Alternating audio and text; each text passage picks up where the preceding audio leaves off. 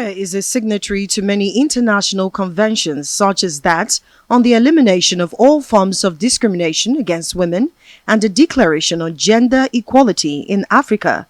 Yet, the protection mostly seems to be on paper, as many women and girls still face many discriminatory practices. Honesty to grow. These women from different walks of life are meeting in Abuja to clamor for increased access to quality healthcare for women and girls in Nigeria. Women of reproductive age from 15 to 49 years often face barriers with respect to their sexual and reproductive health.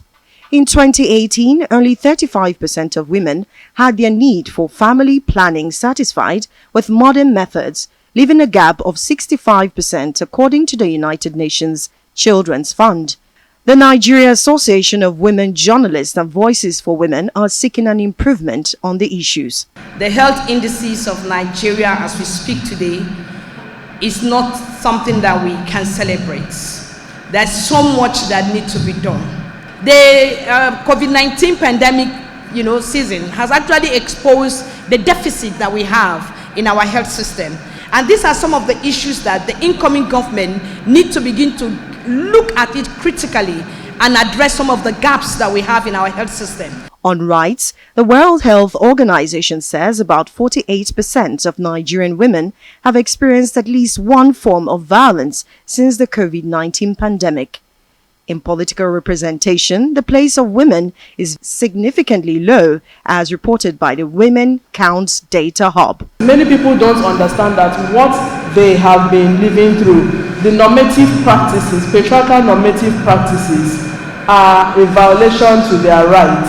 For instance, the Violence Against Persons Prohibition Act recognized certain actions as violations to human beings with defined penalties. Our needs cannot be attended to health-wise because we don't have a lot of women at the governance table.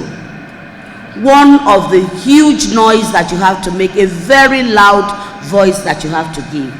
Since Nigerian women, they have failed us at the elective posts. Why about the appointed posts? In Nigeria, we have over 46 million women of reproductive age. But Nigeria accounts for more than 25% of global maternal deaths. It means that 1 in 4, that is a quarter of all maternal deaths in the whole world, come from Nigeria. So we contribute this huge burden of maternal deaths. The woman wears the face of the war. The woman wears the face of the insurgency. If you are not raped, and even when you are raped, nobody cares about looking after you. We must speak to immunization. We must speak to water and sanitation. We must speak to our doctors. They must create avenue for our doctors to be happy to work at the rural areas.